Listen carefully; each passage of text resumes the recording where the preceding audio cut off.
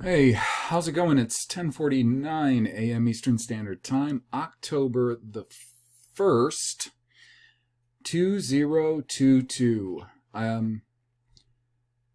This is kind of a little different than what I normally do, but it runs parallel to a lot of other things that I do too. The guy who's on the screen right now, for anybody who does not recognize him from the hat, because the most famous pictures that we have of this man is with him wearing this sort of hunting cap on. This is Ed Gein on the screen. Now, the thing about Ed Gein, I came across. Now, I had heard of Ed Gein a long, long time ago. Because he was arrested and tried and convicted. I want to say it was back in the 60s, but we'll double check. Anyways, I'd known of him for a long time, and most people who are familiar with him know that it's said that two of the most infamous horror films ever made were made based on the actions of this man. And somebody had made a video about these purported actions of this man. And a couple of things that the guy mentioned, they didn't sit quite right. So I went to the Wikipedia. Because, the Wikipedia, you're going to get the most generic, establishment-approved story on somebody, something, or whatever, okay? And I wonder if you would just go through with me regarding some of these points concerning this man. And by the time I'm done, you can decide whether these things add up or not. Whether you think that he was guilty of what they say he was guilty of or not. The first thing that's interesting is, and this isn't just the Wikipedia, this is how he has been portrayed in popular culture. This photo that's on the Wikipedia right here. Now, of course, this photo, in this photo, he looks possibly tired. You get a certain look in your eyes when you're quite tired, or if you're a little confused or something. That's basically the look that he's got. But it does look very odd. It does make him look, especially in the eyes, like, there's something wrong going on there. But if you see, like, for instance, this picture of him, looks like he was possibly blue-eyed, perhaps, maybe not, maybe hazel. I mean, a small smile. I don't see anything malevolent about him, personally, not from photos. And you can look at a number of photos of this guy. This guy, with his broad face and features, he looks like, honestly, probably, half the guys I grew up around, growing up in Couts, Indiana. Nothing very odd about him.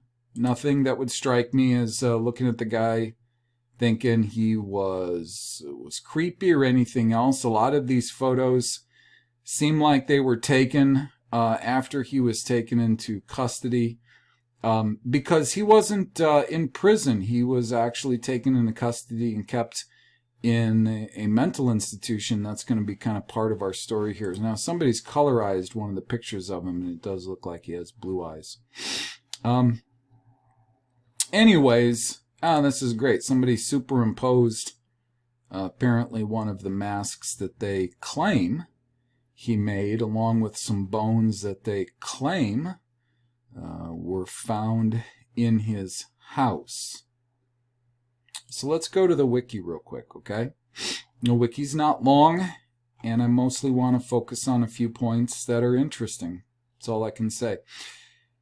Edward Theodore Gean, which I believe it would be pronounced Gean like G-Y-N, but it's G-E-I-N, Gean, also known as the Butcher of Plainfield or the Plainfield Ghoul, was an American, they say, murderer. He was convicted of murder and convicted of body snatching.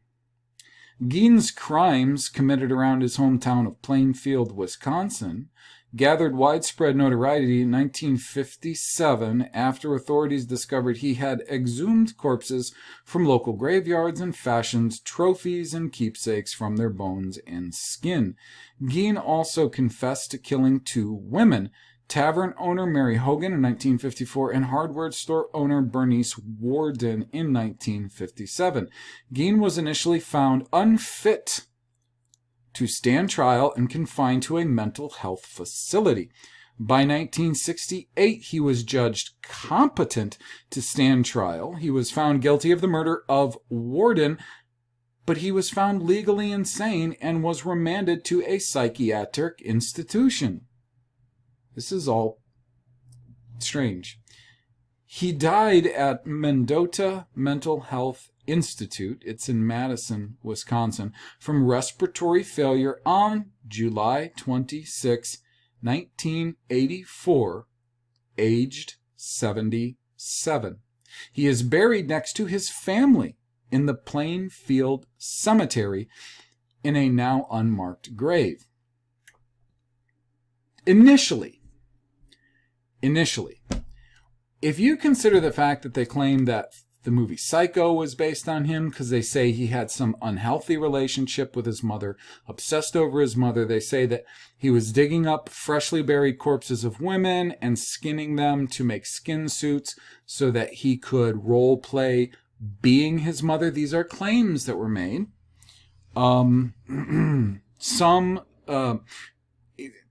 Somewhat loosely based on interrogations or some people claiming that he had said some of these things. But it all gets really convoluted as you go concerning Ed Gein. Let me make this really clear as we go forward. With all the notoriety saying that the movie Psycho was based on his doings, saying that the Texas Chainsaw Massacre, why? Because of the skin suits, was based on his doings. And then years ago, a sort of a mediocre actor named Steve Railsback did a movie called Ed Gein. And of course, a really sort of inflammatory movie that just made the guy out to be, it made him out to be, I guess, what everybody, all the authorities want to say about him. So they say that he was born in La Crosse, Wisconsin on August the 27th in 1906, the second of 2 boys of George Philip Gean and Augusta Wilhelmina Nee Lerke Gean. Gean had an elder brother, Henry George Gean. So these people are German. Ed Gein is German. His mother and his father, German, probably common Low Germans. Anyways, Augusta, that was his mother, was fervently religious. And of course, they do paint her as like some kind of religious psycho. And they do paint her as somebody who they would say like she traumatized Ed with her religious psychosis, and how she made out every woman in the world to be a total whore except for her. That's what they say. That's what pop culture has turned her into. That's why you see movies like Psycho. He says she was fervently religious, nominally Lutheran. She preached to her sons about the innate immorality of the world, the evil of drinking, and her belief that all women apart from herself were naturally promiscuous and instruments of the devil. Yeah, you know something, those first couple of points, a lot of people teach their children. The innate immorality of the world, the evils of drinking. Um, I mean, this whole all women outside of herself was the devil. I don't know if they really even have anything solid on that, to be honest with you. That sounds very Bobby Boucher, very Waterboy. Maybe that was loosely based on Ed's life too. Who knows? I think there was a third movie that I'm forgetting that they say was based on this guy. They say she reserved time every afternoon to read from the Bible, usually selecting verses from the bad Old Testament and Book of Revelation concerning death, murder, and divine retribution. Well, hey, sorry, folks, but, 39 of the 66 accepted books of the Bible are the Old Testament, and it does actually concern a lot of things like that. Death, war, political intrigue, real seedy stuff that people do to one another. It's in there because that's reality. At least when you read it, you don't have to read the fantasies that so many other types of religions and purported history try to sell you as reality. Absolutely fantasy type stories. You're getting a lot of very realistic stories of people and the way that they act, things that they do, very bad things oftentimes people do. So I don't know how suddenly she's abusive because she's reading him the Bible every day, mostly from the Old Testament. It says she hated her husband, an alcoholic who was unable to keep a job. He had worked at various times as a carpenter, tanner, and insurance salesman. During his time in La Crosse, George owned a local grocery shop, but he soon sold the business and left the city with his family to live in isolation on a 155-acre or 63-hectare farm in the town of Plainfield, Wisconsin, which became the Gean family's permanent residence. Well, I don't know how big of a loser he was if he owned a grocery store in La Crosse, Wisconsin. But, gosh, let me think. I would imagine maybe around the time that he owned that grocery store in La Crosse, Wisconsin, was probably right around the World War I, World War II era. And I hear tell that there were few places in the country that were as rabidly anti-German as Wisconsin. Now, I don't know if that's because there were a lot of Germans, a lot of high concentration of, common low Germans in Wisconsin, and that's why there were a lot of campaigns against Germans there. But I have heard from, let's just say, mainstream historians that Wisconsin was definitely one of the places where people who were German, because there were a lot of German-speaking churches, German schools, things like that, where a lot of Germans were very much scared into silence, maybe put out of business. Who knows? But they don't say why. His dad had to close down his store. He owned a grocery store. I wouldn't close that thing down. Why do you suppose that happened? Because he was a crazy alcoholic? How did he get the grocery store if he was a crazy-ass alcoholic in the first place? He sold it. I don't know if he had to sell out to a bigger conglomerate, if they leaned on him and forced him to. But he was able to buy a 155-acre farm near Plainfield, Wisconsin.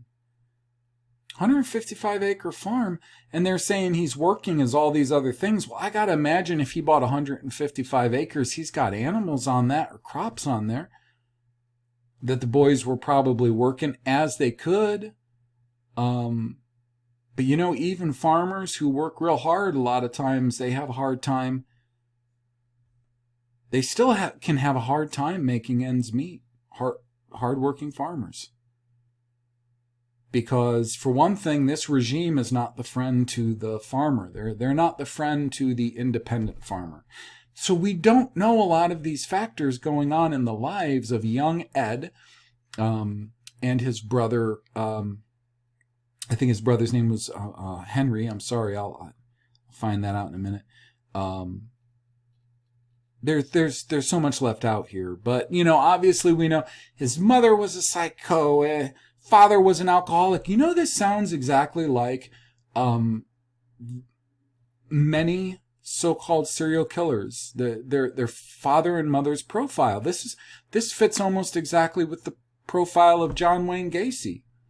His mother was overly protective, and his father was an alcoholic, and it's almost very cookie cutter. So anyways, they say Augusta, his mother, Ed's mother, took advantage of the farm's isolation by turning away outsiders who could have influenced her sons. Good. Because, a lot of outsiders, they're going to negatively influence her sons. Duh. Good for her. Gean left the farm only to attend school. Outside of school, Gean spent most of his time doing chores on the farm. Yeah, there's the makings of a psycho right there. Gean was shy, and classmates and teachers remembered him as having strange mannerisms, such as seemingly random laughter, as if he were laughing at his own personal jokes. Well, fuck's sakes, I've done that, because I have been laughing at my own personal jokes, because I was intelligent, and a lot of the people that were around me didn't understand why I thought something was funny, because maybe they were not so smart. I've also known kids who were a little bit odd and they were introverted.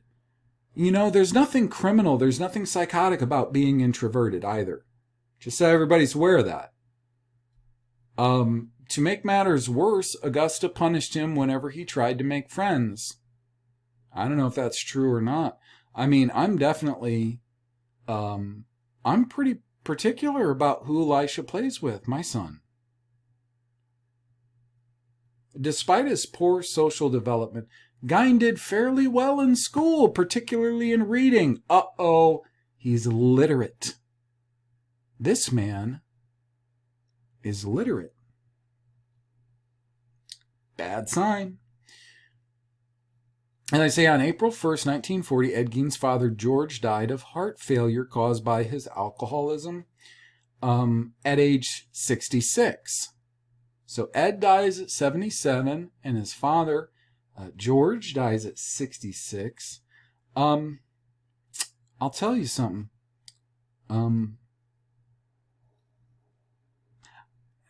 I can't tell you how many alcoholics I've known that were downright alcoholics. They stayed alcoholics just about all their adult life. And they died. Did they die of alcoholism? I mean, any physician could just decide that the heart failure was caused by the alcoholism. Was it? I don't know, because I'll tell you something. I have known a number of physicians, and I've known a few pretty on a very personal basis, and when they get a few drinks in them, they make a lot of admissions about how much guesswork and bullshittery goes on there. Henry, his brother's name Henry, and Ed began doing odd jobs around town to help cover living expenses.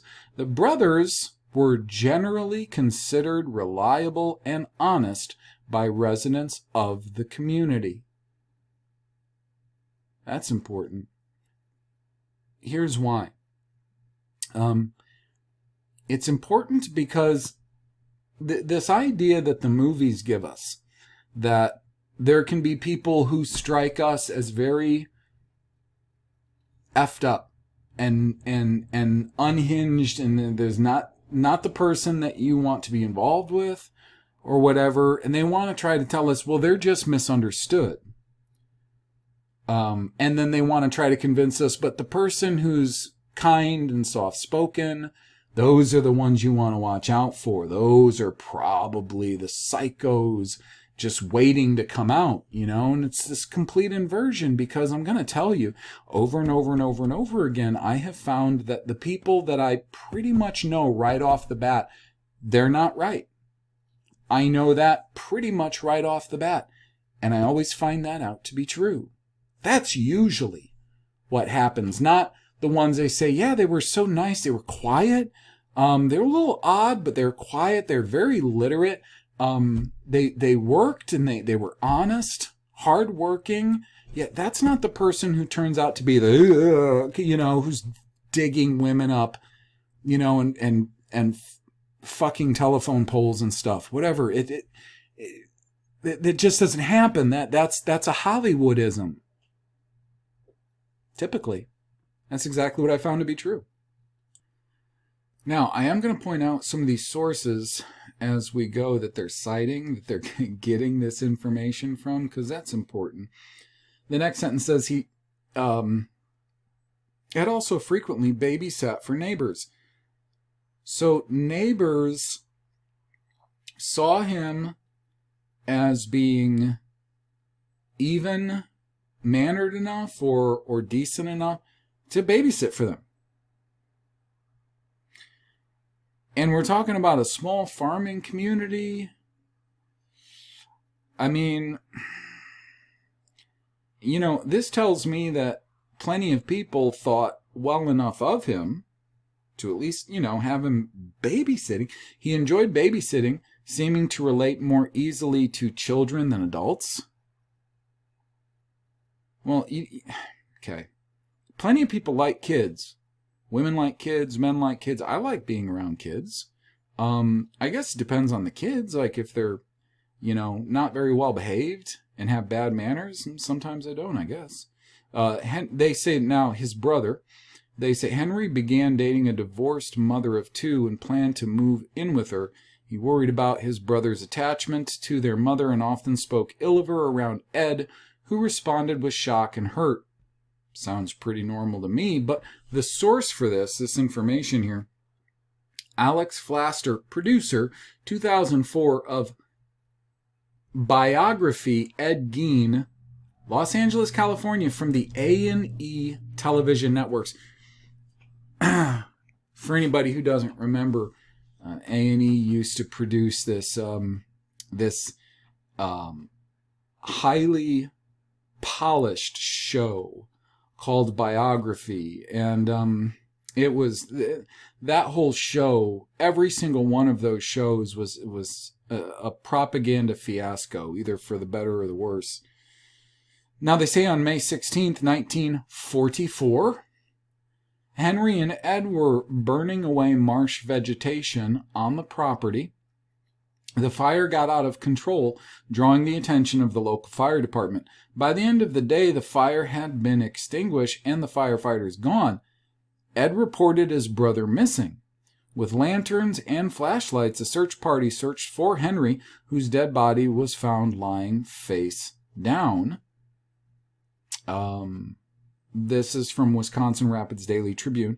Apparently, he had been dead for some time, and it appeared that the cause of death was heart failure, since he had not been burned or injured otherwise. He hadn't been burned or injured otherwise. It was later reported by biographer Harold Schechter. Schechter is a typically common Sephardim surname, that Henry had bruises on his head, but even Wikipedia says better source needed. The police dismissed the possibility of foul play, and the county coroner later officially listed asphyxiation as the cause of death. They were burning all kinds of stuff on the property. Asphyxiation, a lot of ways you can die of asphyxiation. The authorities accepted the accident theory, but no official investigation was conducted, and an autopsy was not performed. Let's see. Questioning Ed Gein about the death of Bernice Warden in 1957, state investigator Joe Wilimowski brought up questions about Henry's death. George W. Arndt, who studied the case, wrote that in retrospect it was, quote, possible and likely, close quote, that Henry's death was the Cain and Abel aspect of this case. Nothing solid on that whatsoever. Gean and his mother were now alone. Augusta had a paralyzing stroke shortly after Henry's death, and Gean devoted himself to taking care of her. Sometime in 1945, the year World War II ended, Gean later recounted he and his mother visited a man named Smith, who lived nearby, to purchase straw from him. According to Gean, Augusta witnessed Smith beating a dog. A woman inside the Smith home came outside and yelled for him to stop, but Smith beat the dog to death. Not Ed Gein. Ed Gein didn't do this. A man named Smith, when they were getting straw, possibly for their animals to keep them warm, witnessed a man named Smith beat his dog to death. Augusta was extremely upset by this scene, as anyone would be, a normal person. The psycho they make his mother out to be, I don't think would be so bothered. But they get away with it. They give a reason to make her look fucked up again. They say Augusta was extremely upset by the scene. However, what bothered her did not appear to be the brutality towards the dog, but rather the presence of the woman. Augusta told Ed that the woman was not married to Smith and so had no business being there, and angrily called her Smith's harlot. Maybe she was. Maybe she was like the town whore. Don't know. Maybe she was. We don't look into that. As far as what she said, it's possible. She had a second stroke soon after, and her health deteriorated rapidly. She died on December 29, 1945, at the age of 67. Ed was devastated by her death. That's pretty common, especially if he was close to her and he watched his mother suffer for many years. He would be very devastated by her death. This is common. In the words of author Harold Schechter, we're back to the Schechter guy, he had, quote, lost his only friend and one true love, and he was absolutely alone in the world. This all coming from this guy Schechter as a biography. His only true love, well, I mean, if he didn't have a woman he was dating and he was close to his mother, then maybe, yeah, he loved his mother. Not weird. Not weird. Now they say work. Gean held on to the farm and earned money from odd jobs. He boarded up rooms used by his mother, including the upstairs, downstairs parlor, and living room, leaving them untouched while the rest of the house became increasingly squalid. These rooms remained pristine. Gean lived thereafter in a small room next to the kitchen. Around this time, he became interested in reading pulp magazines and adventure stories, particularly those involving cannibals or Nazi atrocities. So he's highly literate, and he's reading on interesting facts regarding other cultures and their histories of cannibalism. And I will tell you that most other cultures, non-white cultures, have a history of cannibalism. Very few white cultures have a history of. They have incidents of reported, and Nazi atrocities. So there's something strange if he's reading about purported Nazi atrocities? Let's say Ed Gein's German. He's low common German.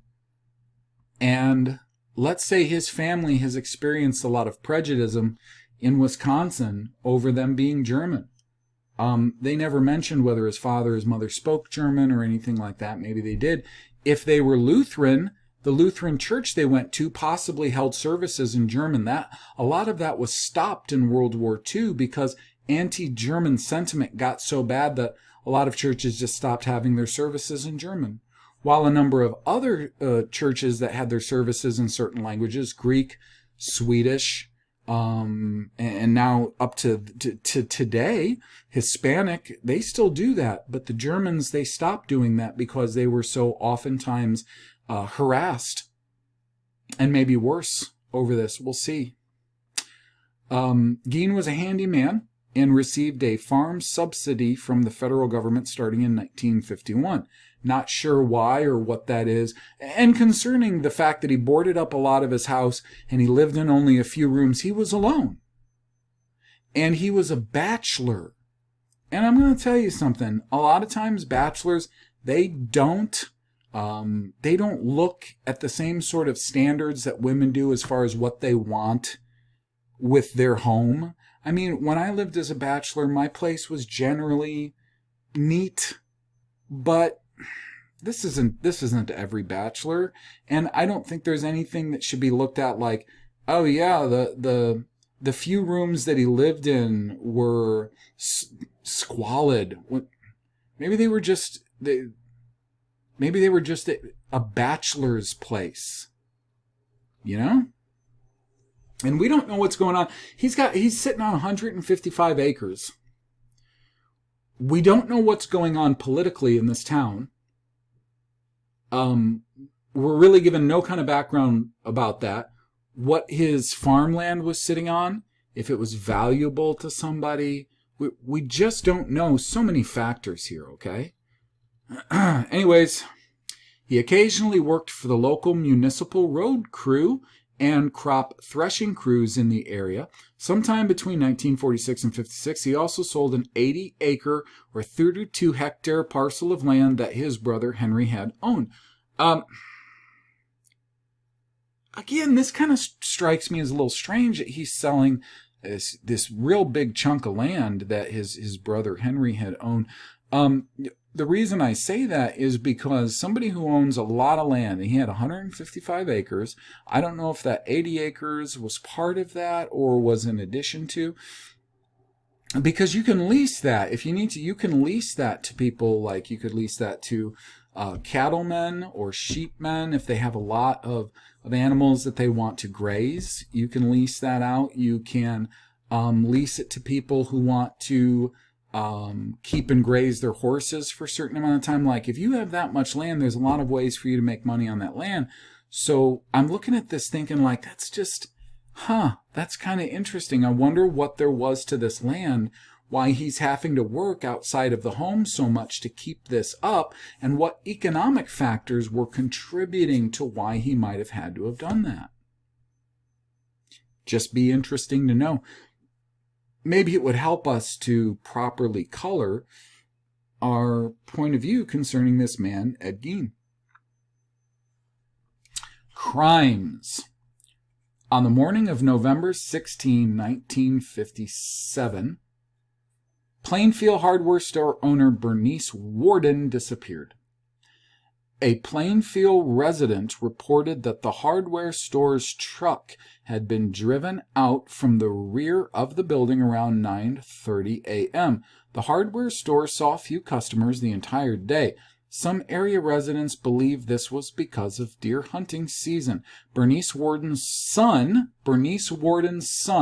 the son of the woman who was reported missing or dead, Bernice Warden, her son, Deputy Sheriff Frank Warden. Now, if you're going to kill somebody, probably the last person you'd want to kill is the mother of the deputy warden. I mean, for somebody who's highly literate and seems like a pretty darn smart guy, who reads, I guess, a lot of stories on, cannibals, Nazi atrocities, pulp magazines, as they're putting it, this Schechter guy. Boy, in a relatively small town, he would know who she was. And he would know she was the mother of Deputy Sheriff Frank Warden. Sounds like a really terrible idea. Bernice Warden's son, Deputy Sheriff Frank Warden, entered the store around 5 p.m. to find the store's cash register open and bloodstains on the floor. Cash register open, bloodstains on the floor.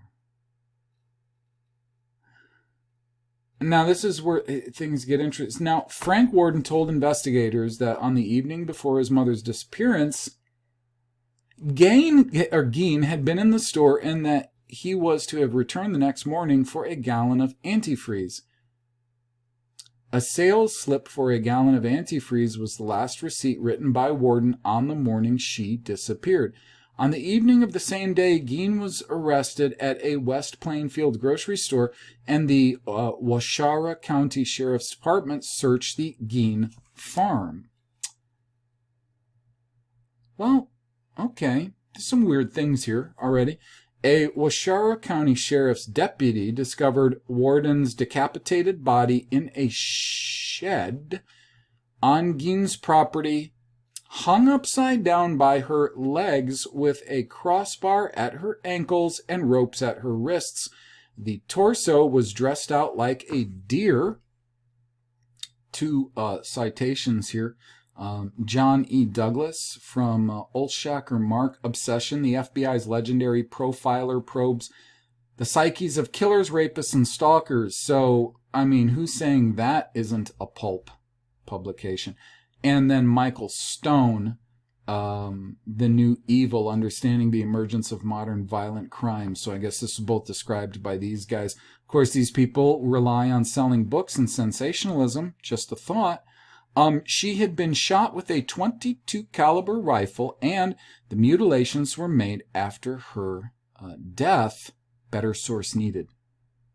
Better source needed. From the Ed Gein case file, crimecrack.com. Archived from the original, but better source needed.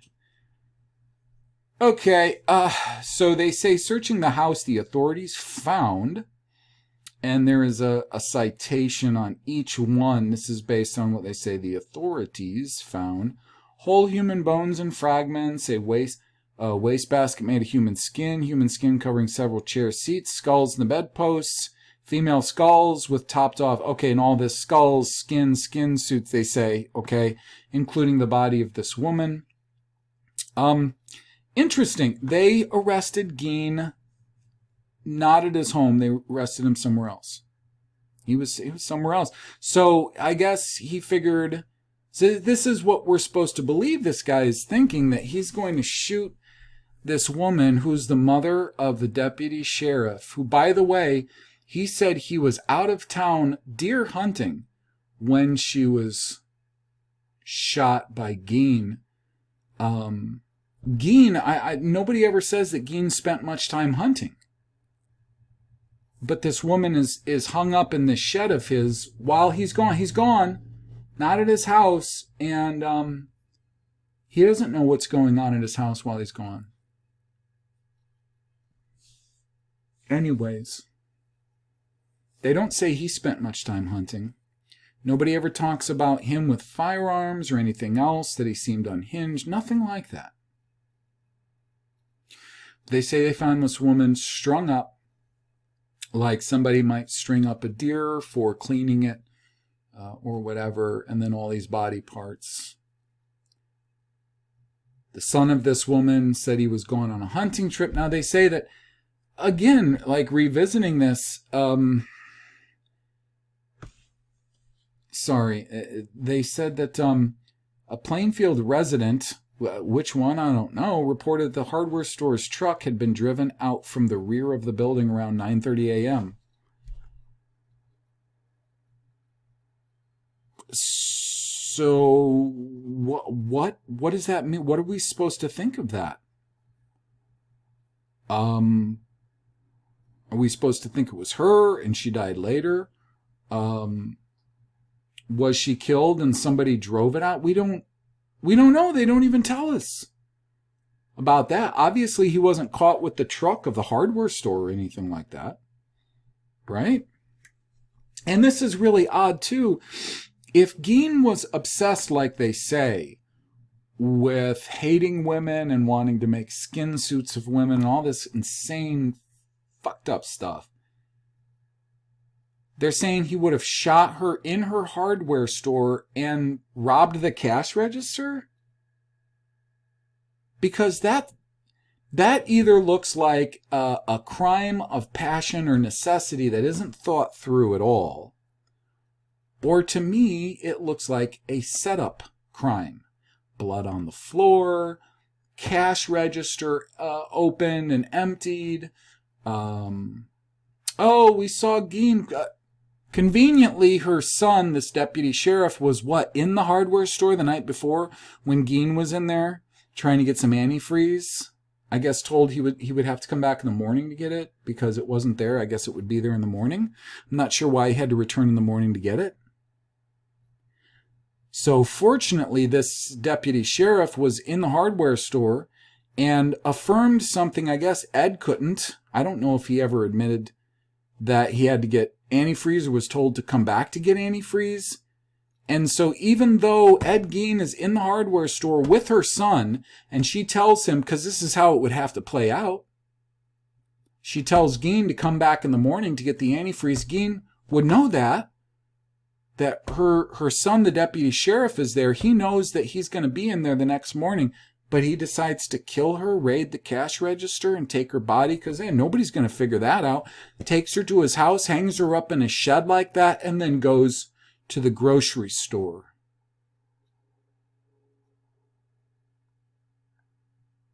Nobody said he was retarded because that sounds remarkably retarded if he had done it. Okay. So they say these artifacts were photographed, the state crime laboratory, and this is all what turned him into the Butcher of Plainfield. And okay, so they said when questioned, Gean told investigators that between, now this part's important, when questioned, Gean told investigators that between 1947 and 1952, he made as many as 40 nocturnal visits to 3 local graveyards to exhume recently buried bodies while he was in a daze-like state. Now, this is important.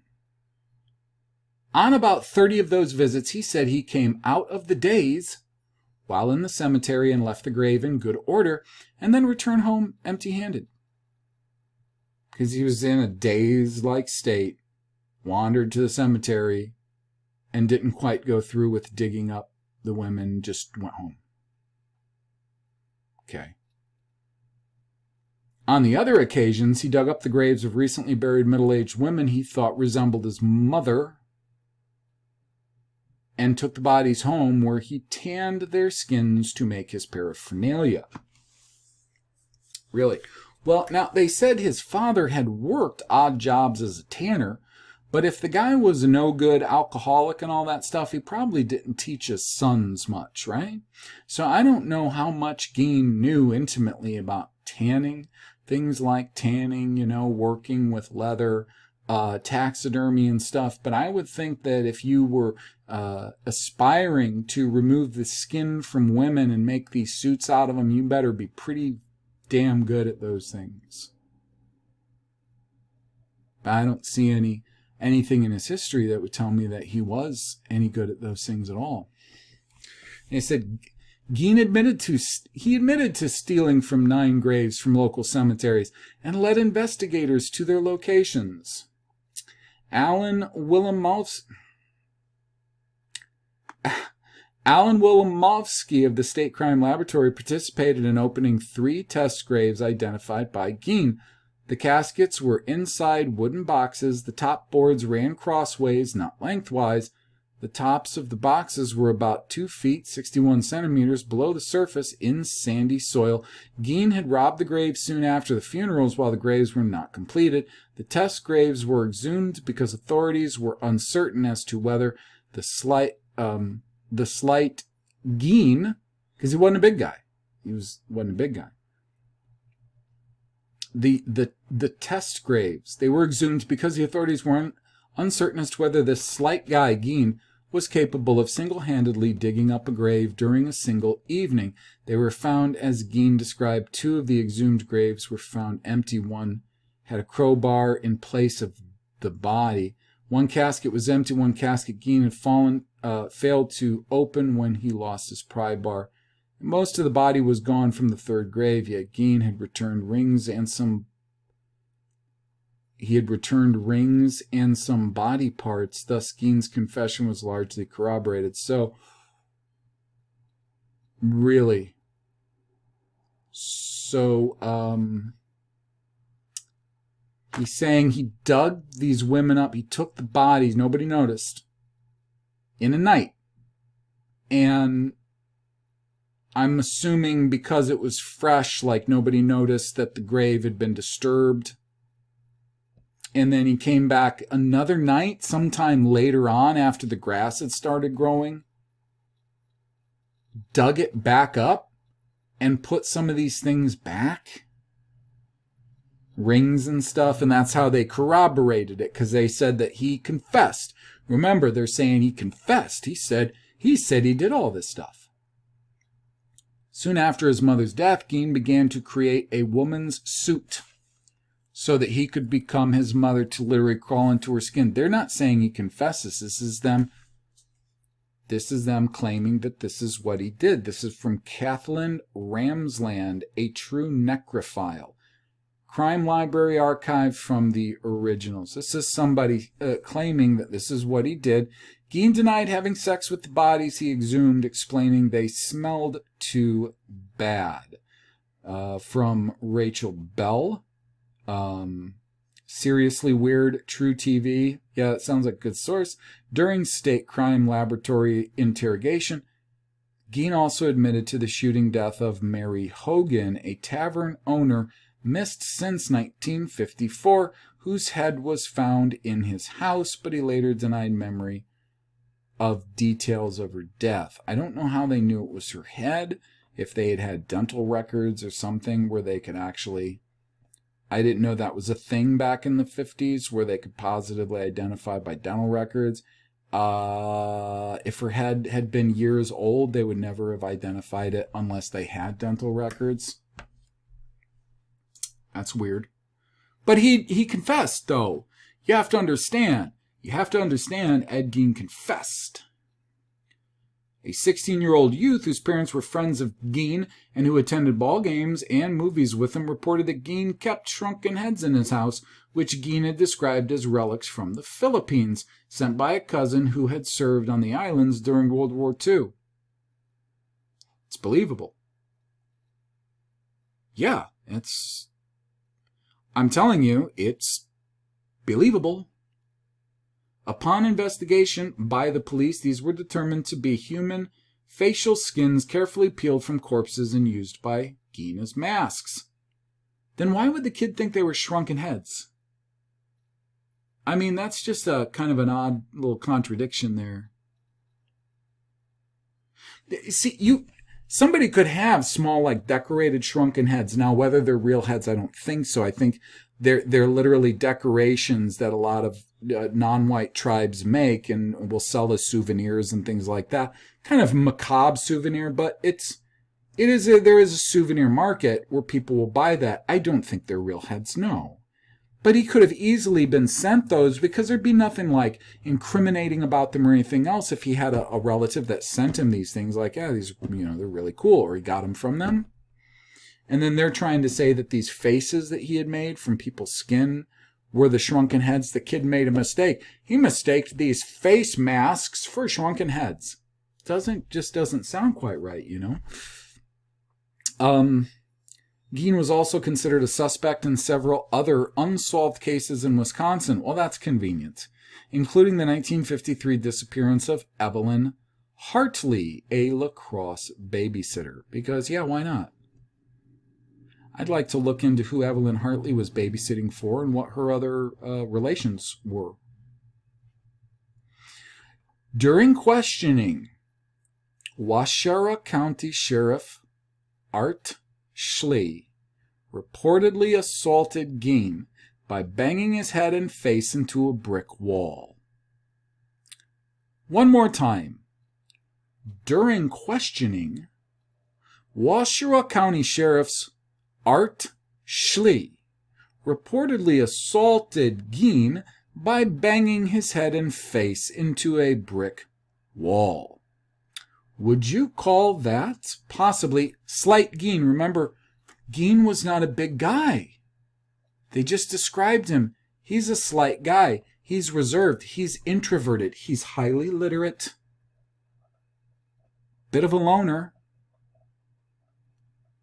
Art Schlee, I wonder how big Art Schlee was, assaulted Gean by banging his head and face into a brick wall. As a result, Gean's initial confession was ruled inadmissible. No shit. That's everything he admitted to.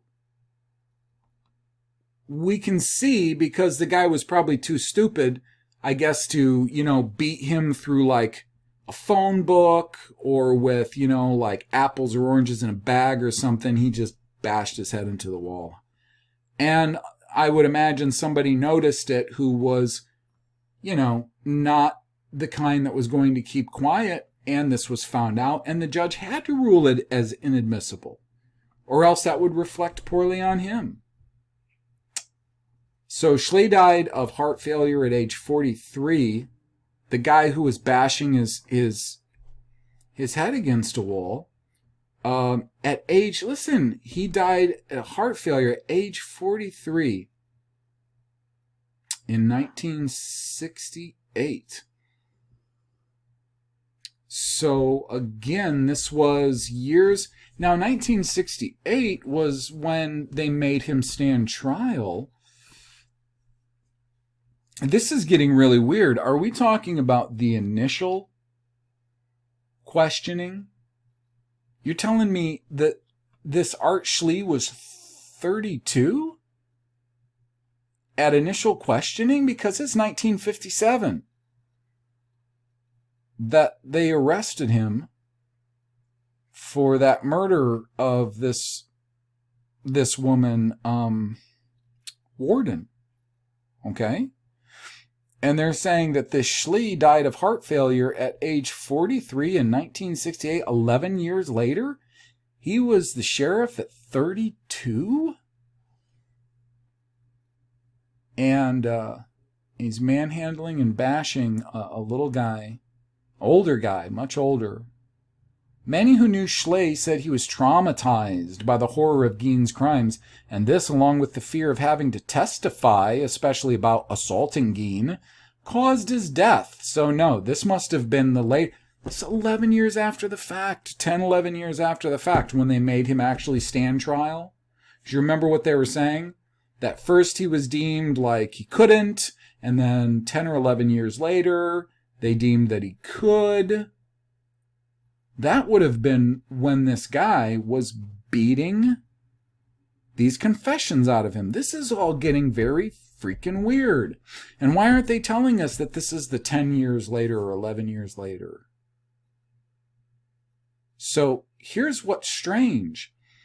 One of his friends said he was a victim of Ed Gein as surely as if he had butchered him. Yeah? Isn't that something? Because what it appears is that this guy died shortly after all of these events at age 43 of heart failure. See, now the trial, they say on November 21st, 1957, Gean was arraigned in one court of first-degree murder in Washara County Court, where he pleaded not guilty by reason of insanity. Gean was diagnosed with schizophrenia and found mentally incompetent, thus unfit for trial. He was sent to the Central State Hospital for the criminally insane, now the Dodge Correctional Institution, a maximum security facility in Waupun, Wisconsin, and later transferred to the Mendota State Hospital in Madison, Wisconsin.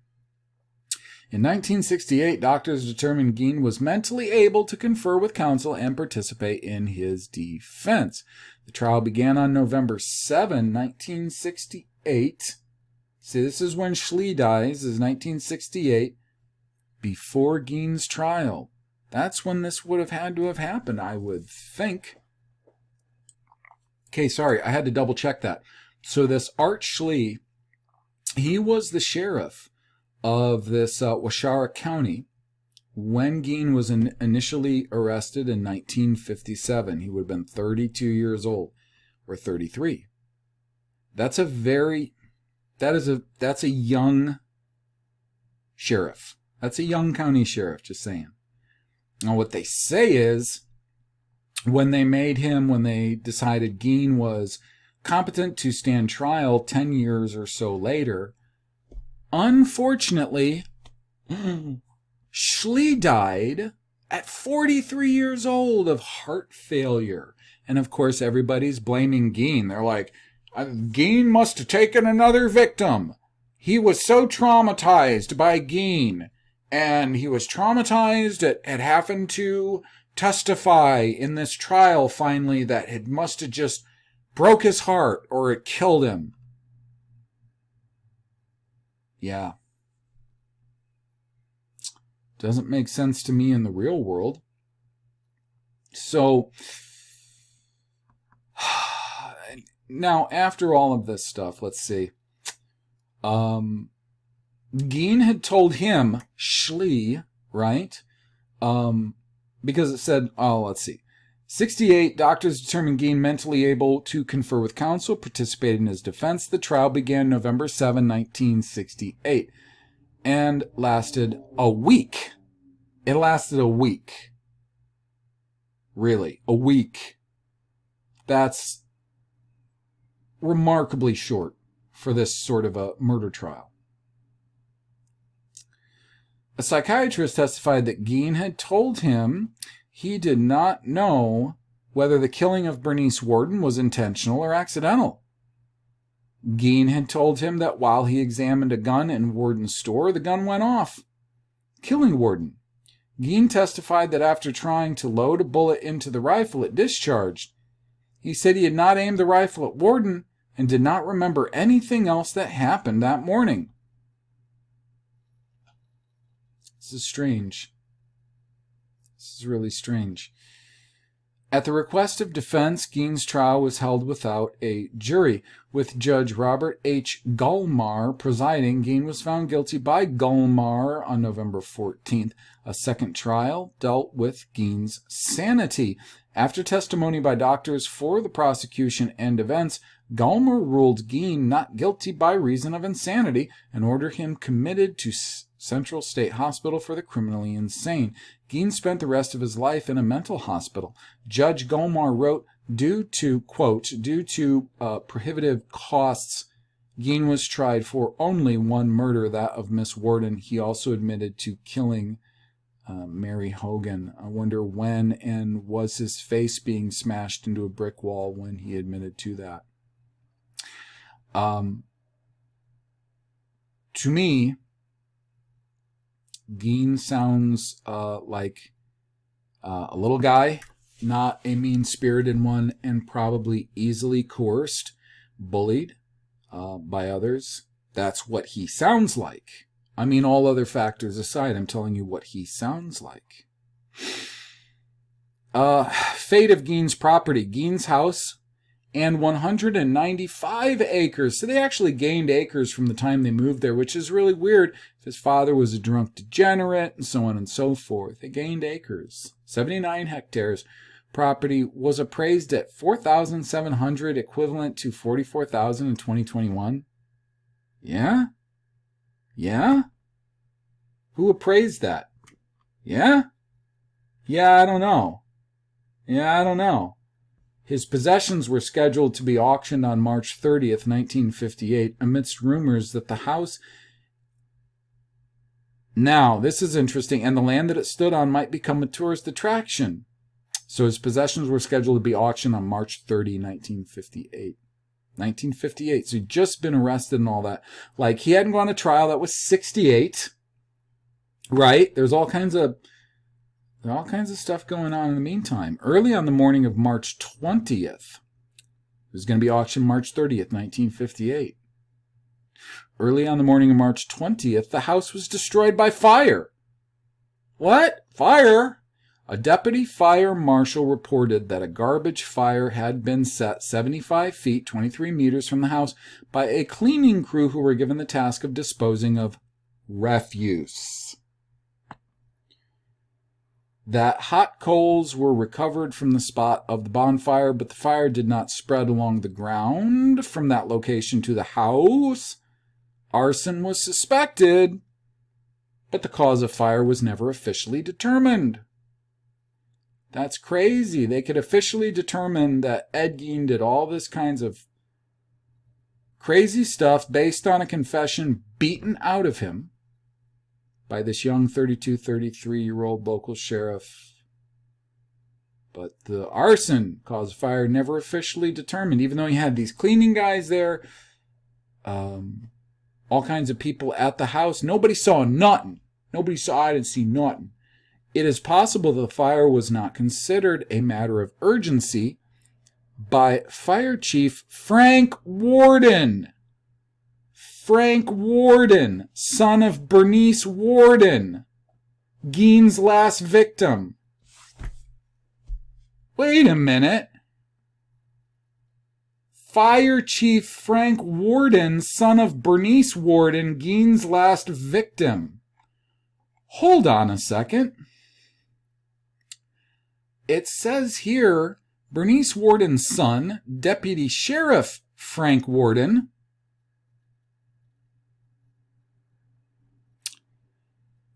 So we got Frank Warden, Deputy Sheriff, and we got Frank Warden, who is also the fire marshal. Fire Chief Frank Warden.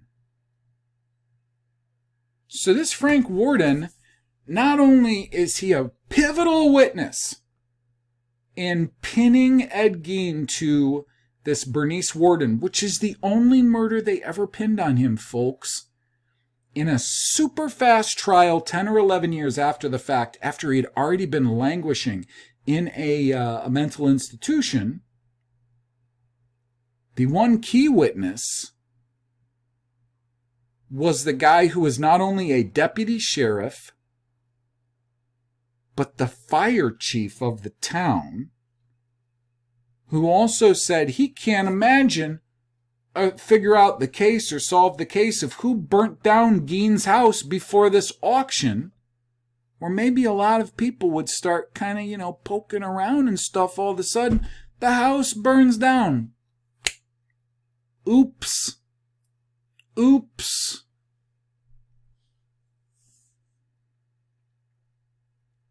So let's see. They said when Gean learned of the incident while in detention, I guess, of his house burning down, they say he shrugged and said just as well. Maybe because he had a lot of bad memories there. And now that, what if he was set up, maybe the memories would have been far worse. Maybe a lot of people who weren't guilty of what they say he was guilty of would have shrugged and said the same thing just as well. He probably, by that time, figured he might not be going anywhere. Now, Gean's 1949 Ford sedan, which he used to haul the bodies of his victim, was sold public auction for $760 to a carnival sideshow operator, Bunny Gibbons. Gibbons charged carnival goers 25 cents admission to see it. You mean the car that he admitted to carrying bodies in while he was being beaten and battered by the young county sheriff? That car? They say he died of respiratory failure secondary to lung cancer on July 26, 1984 at the age 77. And, in pop culture. So in pop culture, they say that they based movies like Psycho. They say Gean's story was loosely adapted in numerous films, including Deranged from 1974, In the Light of the Moon from 2000, Ed Gein, the Butcher of Plainfield, 2007, Ed Gein, the musical, 2010, and the Rob Zombie film House of a Thousand Corpses and its sequel, The Devil's Rejects, based on Gein.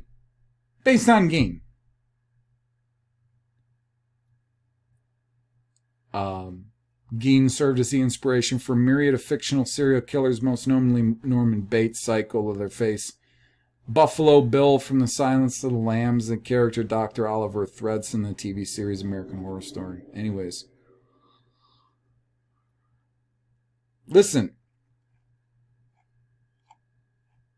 If you want to believe that this slight guy, with all that you've heard about it, about him was this crazy butcher who did all this crazy, insane shit.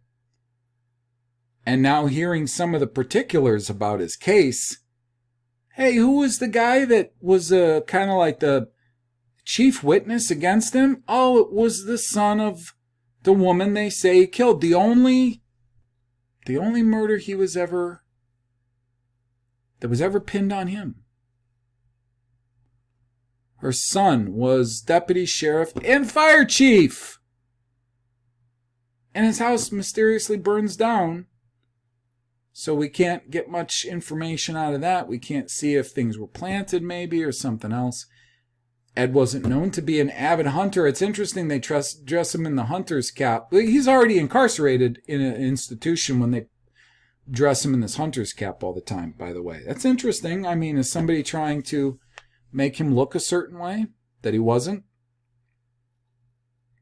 I don't know, but I would be highly suspicious of what was going on in Plainfield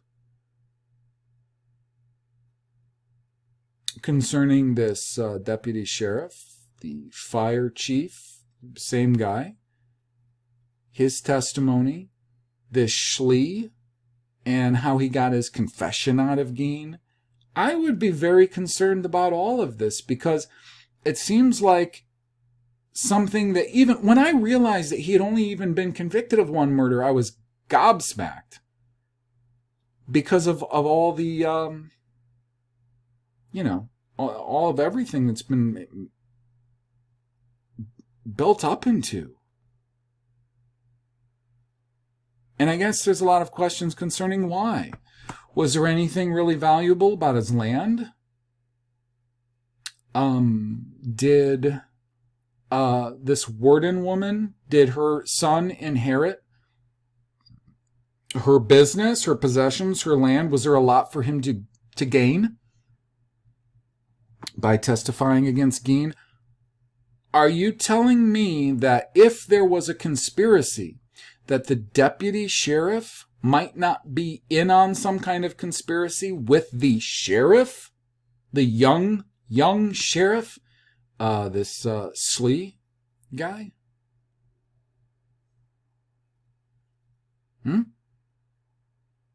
Stinks to high heavens to me. And I'm willing to bet there's far more to this and far less to Ed Gein and his supposed, crazed psychosis than pop culture, the establishment, has made it out to be. And that's all I wanted to say for today. I'll see you next time. I might try to do a live tomorrow, just me by myself, going through the Bible. I'm not sure if I'm ready. Hopefully I will be. Okay? So if so, you should get notifications when I go live. If I do it, I will try to do it at 1 Eastern Standard Time. So either way, I hope everybody will comment, give me some input. Please do all of those good things that everybody else asks for because they increase channel exposure. And increasing channel exposure, especially if you appreciate what I do, is nothing but a good thing. So I'll see you next time. Thanks a lot.